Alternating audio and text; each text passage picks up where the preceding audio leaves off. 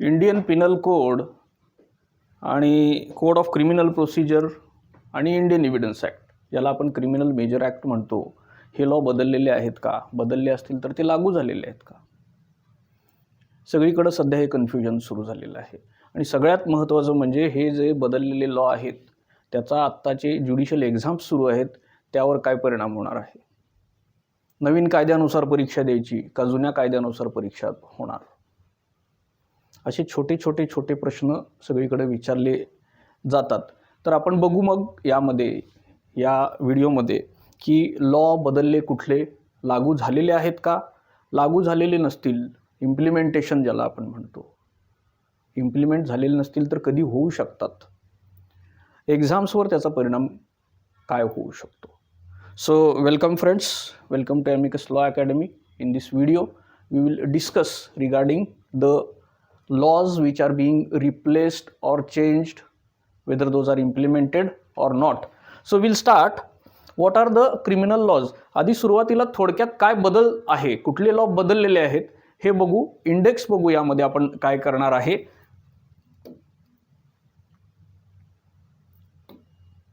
See here, आपण या गोष्टींवर थोडक्यात चर्चा करणार आहोत. That which laws are changed, काय कुठले लॉज बदललेले आहेत, मेजर ॲक्ट्स बदललेले आहेत. आपण आता जे बोललो क्रिमिनल मेजर ॲक्ट्स. त्यानंतर what are the changes, what are the चेंजेसमध्ये थोडक्यात आपण बघणार आहे सेक्शन वाईज ॲडिशन डिलिशन काय झालेलं आहे. What is the date of assent, date of assent काय असते आणि या ॲक्टची डेट ऑफ असेंट काय आहे. डेट ऑफ असेंट झाली म्हणजे whether these laws are implemented. Date of assent आली म्हणजे ते लॉ लागू झाले का, लागू झाले म्हणजे काय झालं हे आपण बघू. बऱ्याचशा लेक्चर्समध्ये मी सुद्धा ऐकलं की हे लॉ लागू झालेले आहेत, आता नवीन लॉ प्रमाणे सगळं चालणार, असंही बऱ्याच ठिकाणी ऐकायला मिळालेलं आहे. मीही ऐकलेलं आहे. आपण तर बघू मग काय आहे ते. When the laws will be, जर लागू झालेले नाहीत आता तर कधी लागू होऊ शकतील, मग त्याची काय पॉसिबिलिटी आहे, काय त्याबद्दल इन्फॉर्मेशन्स आलेले आहेत.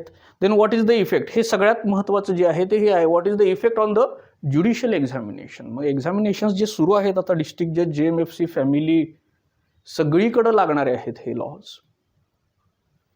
मग त्यामध्ये आपण कुठल्या प्रोव्हिजनप्रमाणे आन्सर रायटिंग करायचं आहे, कुठल्या प्रोव्हिजनप्रमाणे सगळं काही एक्झाम अटेम्प्ट करायची आहे आणि व्हॉट प्रिपरेशन इज नीडेड, हा महत्त्वाचा मुद्दा आहे. जर हे लॉ बदलले आहेत, या लॉप्रमाणे एक्झाम द्यायची आहे, तर आत्तापासून इमिजिएट आपल्याला काय स्टेप्स घेतल्या पाहिजेत ज्युडिशियल ॲस्पिरंट्सनी. So these are some of the points which we are going to discuss in this video. सगळ्यात पहिल्यांदा विच ॲक्ट्स आर चेंज्ड, काय बदललेलं आहे. 3 मेजर, ओल्ड नेम आणि न्यू नेम मी सांगणार आहे. द इंडियन पिनल कोड 1860, भारतीय न्याय संहिता असं केलेलं आहे त्याला 2023 आणि याचा short form BNS 2023. The code of criminal procedure 1973, भारतीय न्याय सुरक्षा संहिता BNSS आणि द इंडियन एव्हिडन्स ॲक्ट, भारतीय साक्ष अधिनियम 2023. हे जे तिन्ही कायदे होते ते 1860 ते तिथून पुढं 1860 ते 1800चा एंड जो आहे या 20 वर्षाच्या पिरियडमध्ये इंग्रजांनी बनवलेले होते. हे बदलायचं कारण काय आहे, आता बदलण्याचा जो काही प्रयत्न चाललेला आहे, तर इंग्रजांनी बनवलेले होते. कॉन्स्टिट्यूशन मधल्या प्रोव्हिजनप्रमाणे आपण ते ॲक्सेप्ट केले, ॲज इट इज ॲक्सेप्ट केले, काही मायनर चेंजेस करून. त्यापैकी CRPC मध्ये मेजर बदल आपण 1973 मध्ये केलेला होता, पण मूळ ढाचा जो होता तो ब्रिटिशांचा होता. म्हणून याचं भारतीयकरण करायचं हे चाललेलं आहे. So that is the main purpose to change these acts. Now will go further. आता आपण एक एक कायदा घेऊन शॉर्टमध्ये त्याच्यामध्ये काय नवीन आलं आणि काय काढलं हे बघू. डिटेलमध्ये आपण जाणार नाहीये. तर इंडियन पिनल कोडला, भारतीय न्याय संहिता म्हटलं, 1860चा जो कायदा होता तो 2023 नवीन झाला. IPCला BNS म्हटलं. IPC मध्ये आपल्याला माहिती आहे की 511 सेक्शन्स होते आणि नवीन ॲक्टमध्ये सेक्शन्स कमी केलेले आहेत आणि 358 सेक्शन्स आहेत फक्त. मग एवढं झालं म्हणजे IPC मधला खूप सारा भाग काढून टाकला असं आहे का? तर असं मला तरी काही वाटत नाही. कारण डिलिशन काय झालेलं आहे, फक्त 20 सेक्शन्स या जुन्या IPC मधून बाजूला केलेले आहेत. 20 सेक्शन्स बाजूला केलेले आहेत आणि त्याच्या जागी नवीन 18 सेक्शन्स आलेले आहेत. नवीन 18 सेक्शन्स आलेले आहेत. सो कम्पेअर्ड टू 511 सेक्शन अगदी मायनर चेंजेस इकडचे तिकडे झालेले दिसतात आपल्याला. काही नवीन एखाद दुसरे ऑफेन्स यामध्ये आलेले आहेत. So this was the changes brought about by the new act in Indian penal code. Then the next CRPCला काय म्हटलं, भारतीय न्याय सुरक्षा संहिता. सो BNSS ह्याच्यामध्ये 484 सेक्शन होते CRPC मध्ये आपल्या. CRPCचं नाव बदललं, सेक्शन्स जे आहेत 531 केले. जे आहेत त्याच सेक्शनमध्ये ॲड केलेले आहेत. हे काही नवीन सेक्शन नाही आहेत. हे सगळे तिन्ही ॲक्ट जे आहेत त्या सेक्शनमध्येच ॲडिशन जे झालेले आहेत, जे आहेत त्या सेक्शनमध्येच नवीन सेक्शन ॲड झालेले आहेत. जुने सेक्शन बाजूला ठेवले 484, नवीन 484 आणले असं नाही झालेलं. डिलीट केले, या 484 मधून 15 डिलीट केले आणि त्यामध्ये 15 ॲड केले. हा जो आकडा आहे मग हा मॅच होतो का? याला मॅच होत नाही. कारण काही सेक्शन्स हे 4 सेक्शनचा एक सेक्शन वगैरे बनवलेला आहे. त्यामुळं हा जो आहे आकडा या ॲडिशन आणि डिलिशन बरोबर मॅच होणार नाही. नाव so this was regarding the CRPC.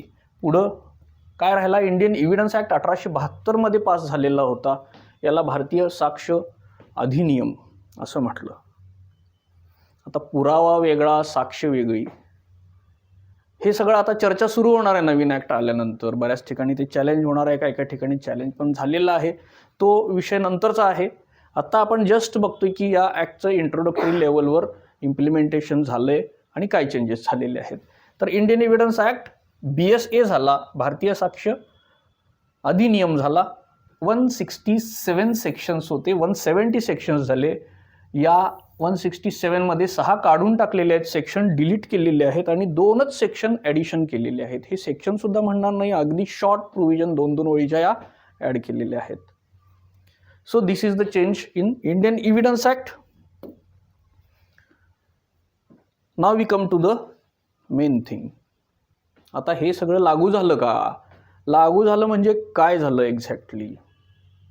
कायदा कसा बनतो? एक तर जे एक्झिस्टिंग कायदे आहेत त्यामध्ये काहीतरी त्रुटी असते. मग एक लॉ कमिशनला सांगतात की यावर बघा, काहीतरी रेकमेंडेशन करा. मग ते रेकमेंडेशन होतं, त्यावर चर्चा होते, त्याचं बिल येतं, त्या बिलावर चर्चा होते, मग बिल मंजूर होतं. बिल मंजूर होतो दोन्ही सभागृहांमध्ये आणि मग राष्ट्रपतींची त्यावर सही होते आणि मग हा कायदा बनतो. आणि जोपर्यंत कायदा बनत नाही तोपर्यंत त्याला आपण बिल असं म्हणतो. मग राष्ट्रपतींची ज्यावेळी सही त्यावर होते, रिसिव्ड द ॲसेंट, राष्ट्रपतींची त्याला संमती मिळाली. ज्या दिवशी ती संमती मिळते त्या दिवशी कायदा अस्तित्वात येतो. लागू होतो का? लागू होत नाही. कायदा अस्तित्वात आला. तर या तिन्ही ह्याच्यामध्ये 25 December 2023 is the date of assent which these acts have received from our honourable president. आता डेट ऑफ असेंट ही डेट ऑफ इम्प्लिमेंटेशन असते का? हा प्रश्न बऱ्याचशा वकिलांनाही पडलेला आहे. तर ह्याचं उत्तर असं आहे की आपण जुने कायदे काढून बघू शकतो ना. IPC बघा 1860 मध्ये आला, डेट ऑफ असेंट कुठली होती, डेट ऑफ इम्प्लिमेंटेशन कुठली होती, वेगवेगळी होती. डेट ऑफ असेंट वेगळी असते, date of implementation by and large रूलच असा आहे की डेट ऑफ असेंट ही वेगळी, डेट ऑफ इम्प्लिमेंटेशन वेगळी. असं का होतं? असं यासाठी होतं की कायदा अस्तित्वात आला की त्याची अंमलबजावणी करण्यासाठी जी काही इन्फ्रास्ट्रक्चर लागतं ते अस्तित्वात यावं लागतं. इन्फ्रास्ट्रक्चर आधीच बनवलं आणि कायदाच पास नाही झाला तर काय करणार आहे? म्हणून कायदा हा ज्यावेळी अस्तित्वात येतो त्यानंतर त्याचं अंमलबजावणी करण्यासाठी जे काही इन्फ्रास्ट्रक्चर लागतं, आता आजच्या स्वरूपामध्ये आपल्यांना CRPC 173 चार्जशीट जी येते त्यावर 173 लिहिलेलं आहे, तिथं सेक्शन बदलायला पाहिजे. आता हे तर एक छोटंसं सांगितलं मी. तर या नवीन कायद्यामधल्या प्रोसिजरप्रमाणे इन्फ्रास्ट्रक्चर अवेलेबल करण्यासाठी जो वेळ लागतो तो घ्यावा लागतो आणि मग त्याचं इम्प्लिमेंटेशन होतं. हा मधला जो काळ आहे आणि ही जी डेट ऑफ ॲसेंट आहे आणि इम्प्लिमेंटेशन आहे ही वेगवेगळी असते त्यासाठी. म्हणून ही जी डेट ऑफ ॲसेंट आहे ही डेट ऑफ इम्प्लिमेंटेशन नाही. हे तिन्ही ॲक्ट CRPC, IPC, इव्हिडन्स जे चेंज्ड आहेत ते लागू झालेले नाहीत. मग कधी लागू होणार आहेत? See whether these act are implemented? No. These acts are only enacted, those are not implemented. Regarding implementation, प्रत्येक कायद्यामध्ये बाय अँड लार्ज जर बघितलं तर हा क्लॉज असतो. सेक्शन 2 मध्ये कुठंतरी असतो, सबसेक्शन किंवा सेक्शन 2 मध्ये असतो की इम्प्लिमेंटेशन कधी होणार, कुठं होणार आणि कुठल्या डेट पासून होणार. तर या तिन्ही कायद्यांमध्ये काय लिहिलेलं आहे ते आपण बघू. This is regarding implementation. Okay. So as far as IPC BNS is concern, section 2 subsection 2 मध्ये आहे. It shall come into force on such date as the central government may by notification official gazette appoint. Central government एखादी date सांगेल त्यावेळी हा इम्प्लिमेंटेशनमध्ये येणार, त्यावेळी हा लागू होणार आहे. And different dates may be appointed for different provisions of this Sanhita. मग एक 4 सेक्शन वेगळे आले, एक चॅप्टर नंतर आला, असं पण होऊ शकतं. हे फक्त IPC मध्ये सांगितलेलं. बाकी 2 ॲक्टला काय सांगितलेलं आहे? हेच सांगितलेलं आहे, पण वेगवेगळ्या चॅप्टरसाठी वेगवेगळं असं काही सांगितलं नाही. IPC मध्ये ह्यांचं असं दिसतं की वेगवेगळे चॅप्टर हळूहळू अस्तित्वात आणू आपण, पण बाकीचे दोन्ही प्रोसिजरल लॉज आहेत त्यामुळे ते एकत्रच येतील असं वाटतं. सो काय आहे IPC मध्ये सांगितलं की ज्यावेळी सेंट्रल गव्हर्नमेंट डेट देईल त्यावेळी अस्तित्वात येणार थोडक्यात. So whether it is implemented? No. The next is the CRPC 1(3) मध्ये आहे. It shall come into force on such date as the central government may by notification in the official gazette appoint. Date येणार त्यावेळी अस्तित्वात येणार. As far as evidence is concerned, 1(3), it shall come into force on such date as the central government may by notification in the official gazette appoint. So तिन्ही ह्याच्यामध्ये section 2 मध्ये सबसेक्शन्स मध्ये हे सांगितलं की the date will come from the central government and at that date these 3 acts will be implemented. So as of now these acts are not implemented. Then what is the possibility? हा प्रश्न आता विचारला जातो. मग कधी होणार? तर कधी होण्याची शक्यता आहे as per the existing news काय आहेत त्याप्रमाणे बघा. Roll out schedule will be notified by sources प्रमाणे 26 जानेवारी 2024 काहीतरी सांगणार आहेत सेंट्रल गव्हर्नमेंट की आम्ही असं करू. हे कायदे पुढं ॲप्लिकेशन असं करायचा आमचा विचार आहे. ठीक आहे. पायलट प्रोजेक्ट अहमदाबादमध्ये करून बघणार आहेत. पुढच्या 2 महिन्यामध्ये एक छोटासा पायलट प्रोजेक्ट अहमदाबादमध्ये करून बघणार आहेत. It will take 9 months to a year for implementation across the country. जे काही आता बातम्या आहेत पेपरमध्ये आणि जे काही ऑफिशियल साईट्सवर बघायला मिळतं, वेगवेगळ्या डिपार्टमेंटला जे काही सूचना आलेल्या आहेत, इम्प्लिमेंटेशनबद्दल काही सूचना आलेल्या नाही आहेत. पुढच्या 1 वर्षभरामध्ये हे कायदे कुठंतरी पूर्णार्थानं लागू होतील अशी सध्याला स्थिती आहे. देन आता हे नवीन ॲक्ट आले, नवीन सेक्शन जरी आला तरी PILs दाखल होतात, रिट्स दाखल होतात. त्याप्रमाणे दिल्लीमध्ये एक हायकोर्टामध्ये PIL दाखल झालेली आहे, प्ली दाखल झालेली आहे की काय म्हटलेलं आहे बघा. Implementation of new criminal laws for offences where trial is yet to be commenced अशी एक PIL दाखल झालेली आहे. हे मी मुद्दाम यासाठी घेतलं की याच्या निमित्तानं आपण कॉन्स्टिट्यूशनमध्ये एक प्रोव्हिजन जी आहे, कॉन्स्टिट्यूशनमध्ये as far as criminal laws are concern, ज्या दिवशी घटना घडली त्या दिवशी जो लॉ होता तोच लॉ त्या घटनेला गव्हर्न करणार, हा आरोपीचा राईट आहे, कॉन्स्टिट्यूशनल राईट आहे. मग जरी नवीन लॉ आले तरी 302 आज झालेला असेल, 376 आज झालेला असेल, तर हा 302 पूर्ण ट्रायलमध्ये IPC CRPC इव्हिडन्स प्रमाणेच चालणार आहे. त्यामुळे जरी नवीन लॉ पूर्णपणे आलेले असतील तरी सुद्धा जुन्या लॉ हे बरेच दिवसात आपल्याला अभ्यास करावा लागणार आहे, अस्तित्वात असणार आहेत. त्याप्रमाणे बऱ्याचशा ट्रायल्स, बऱ्याचशा ॲक्युजच्या ट्रायल्स यात चालणार आहेत. नवीन ॲक्ट इम्प्लिमेंट झाला आणि त्याच्यानंतर होणारी जी काही घटना असेल त्यालाच नवीन लॉ लागू होतील. Then so this is regarding हे काय आहे, PIL challenging these laws seeking stay on implementation in supreme court. Supreme कोर्टमध्ये PIL पण दाखल झालेली आहे. ही पोझिशन आत्ताची आहे. तर नवीन ॲक्ट काय आहेत, इम्प्लिमेंट झालेले नाहीत. हे 26 तारखेला काहीतरी आपल्याला त्याबद्दल जास्त कळू शकतं, पण बाय अँड लार्ज हळूहळू 1 वर्षभर तरी लागेल हे नवीन ॲक्ट पूर्णपणे इम्प्लिमेंट व्हायला.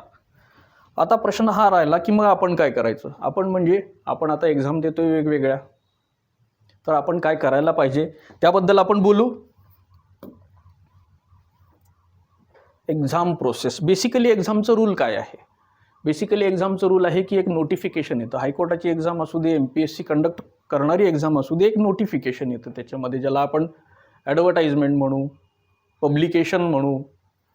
त्यामध्ये एक सिलेबस दिलेला असतो आपल्याला, त्यामध्ये ॲक्टची नावं दिलेली असतात. बेसिकली त्यामध्ये जे काही आहे त्याच्यावरती एक्झाम होणार. मग आपल्याला प्रश्नच पडायला नाही पाहिजे की हे नवीन लॉ कधी येणार आणि हे काय होणार, कशाला पाहिजे. नवीन लॉ त्यांनी दिलेले असतील तर नवीन लॉ प्रमाणे होणार, जुने लॉ दिलेले असतील तर जुन्या लॉ प्रमाणे होणार. आता तर नवीन आणि जुन्या लॉची नावं सुद्धा वेगवेगळी आहेत. IPC म्हटलं की IPC 1860च होईल, आणि नवीन जे काही आहे ते नवीन ह्याच्याप्रमाणे सांगतील, नागरिक संहिता वगैरे जे काही नाव दिलेलं असेल CRPC IPCला. नाव हा एक नियम आहे. तर याप्रमाणे आपण काय म्हणू शकतो, आता ऑलरेडी एक्झाम प्रोसेस जी स्टार्टेड आहे, एक्झाम प्रोसेसेस ज्या स्टार्ट झालेल्या आहेत, ज्याचे फॉर्म भरलेले आहेत, ज्याचं नोटिफिकेशन आउट झालेलं आहे, त्याला ओल्ड लॉज म्हणजे एक्झिस्टिंग लॉज, याच लॉप्रमाणे या सगळ्या प्रोसेसेस होणार आहेत. Exam process not started. Exam process अजून स्टार्टच झालेली नाही, नोटिफिकेशनच आलेलं नाही, आणि त्याच्या आधी जर इम्प्लिमेंटेशन झालं, इम्प्लिमेंटेशनची जी डेट येणार होती ती जर डेट आली, तर नवीन एक्झाम या नवीन कायद्यांप्रमाणे होणार.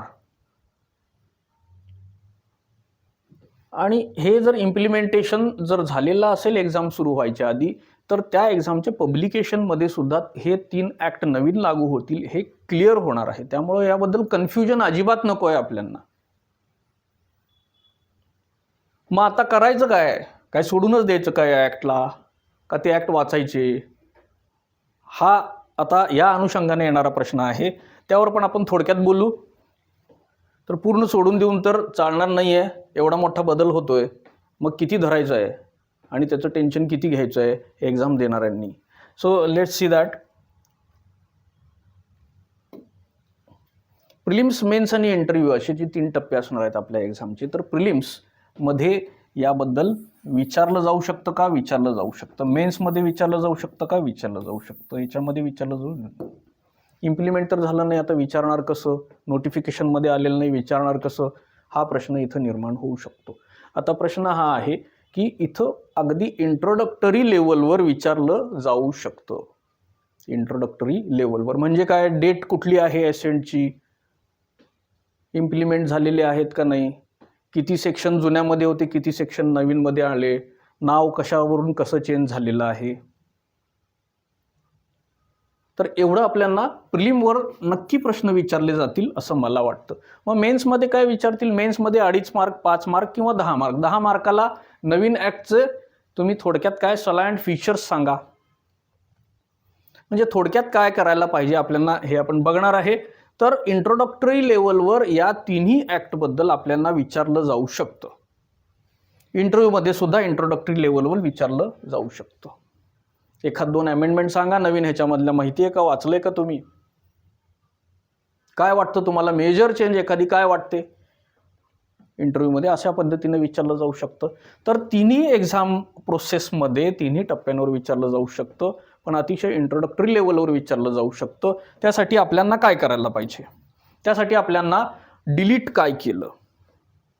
किरकोळ हे जे मी सांगतोय हे किरकोळ यासाठी आहे की मेजर चेंज काहीच झालेलं नाही आहे तिन्ही लॉजमध्ये. मग काय झालं, काही सेक्शन काढून टाकले जे इरिलेव्हंट होते आत्ताच्या काळाला, आणि काही नवीन ॲड केले. फक्त एवढे काढून टाकलेले आणि नवीन ॲड केलेले एवढेच जर आपण बघितले तर आपला पूर्ण एसे तयार होईल, 10 मार्काचा पूर्ण प्रश्न उत्तर तयार होईल की नवीन लॉजच्या सला अँड फीचर्सबद्दल. त्यामुळं आपण काय करायला पाहिजे, व्हॉट इज डिलीटेड, डिलीट काय काय केलं ते आपल्याला माहीत असायला पाहिजे. ॲड काय काय केलं, ऑल टुगेदर नवीन ॲड काय काय केलं. मग ॲड जर केलं तर त्यामध्ये फक्त प्रोसिजर ॲड केली का नवीन एखादा ऑफेन्स ॲड केला हे बघा. जसं चेन स्नॅचिंग ऑफेन्स नव्हता, आता चेन स्नॅचिंग ऑफेन्स ॲड केलेला आहे. डिलीट हे सगळं केलं, 377 डिलीट केलं, ॲडल्ट्री डिलीट केलं, हे सगळं आपल्याला माहीत असायला पाहिजे आणि हे सगळं शक्यतो आय पी सीवर जास्त भर द्यायला पाहिजे. देन मूव्ह केलं, सेक्शन 3 होता तो सेक्शन 10 केला, सेक्शन 15 होता तो सेक्शन 150 केला. असे काही मेजर जे मूव्ह केलेले सेक्शन्स आहेत ते बघायला पाहिजे. त्यानंतर रिफ्रेम केलं का, एखादा सेक्शन होता त्याच्यामध्ये काही वर्ड्स ॲड केले, इन्सर्शन्स केले काही वर्ड्सचं आणि रिफ्रेम केलं का, हे महत्त्वाचं आहे. Reframe is very very important आणि ॲडेड हे 2 इथं महत्त्वाचे आहेत. त्यानंतर ऑब्जेक्टमध्ये काही चेंज केला का, जुन्या ॲक्टचा ऑब्जेक्ट काय होता, आत्ताच्या आय पी सीचा ऑब्जेक्ट काय आहे हे बघायला पाहिजे. ॲप्लिकेशनमध्ये काही मेजर बदल होणार नाही, पण ॲप्लिकेशनमध्ये काय बदल केलेला आहे का, आणि इम्प्लिमेंटेशन, दिस इज इम्प्लिमेंटेशन. तर इम्प्लिमेंटेशन कधी झालं, तर थोडक्यात काय आहे, एक कंपॅरेटिव्ह स्टडी करायला पाहिजे आणि हे सगळं करण्यासाठी आपल्याला एकदाच त्याला 2 ते 3 तास द्यावे लागतील असं मला वाटतं. आणि तुम्ही स्वतः तिन्ही ॲक्ट घेऊन कंपॅरेटिव्ह स्टडी केलं, चांगली पुस्तकं आता आहेत मार्केटमध्ये ज्यामध्ये हे कंपॅरिझन तुम्हाला मिळेल. एकदाच वेळ द्या आणि त्याचं कायमचं टेन्शन काढून टाका जोपर्यंत इम्प्लिमेंटेशन होणार नाही तोपर्यंतचं. तर हा इतका सोपा आहे माझ्या मते हा नवीन कायद्यांचा विषय. मग करायचं काय आहे, आपल्या नोटिफिकेशनवर लक्ष द्यायचं एक्झामच्या, त्यामधला सिलेबस त्यामध्ये काय लिहिलेलं आहे आणि हे इम्प्लिमेंट झाले आणि नाही झाले, इम्प्लिमेंट झाले आणि एक्झामला द्यायचे असतील तर दिले जातीलच, इम्प्लिमेंट नाही झाले तर काय करायचं हे आपण बघितलेलं आहे. सो आय होप हा विषय मी तुम्हाला समजावून सांगितलेला आहे थोडा बहुत आणि तुमचं टेन्शन कमी केलेलं आहे परीक्षार्थींचं. तर याबद्दल काही शंका असेल तर तुम्ही अकॅडमीशी कॉन्टॅक्ट करू शकता. So with that I end. Good day and good bye.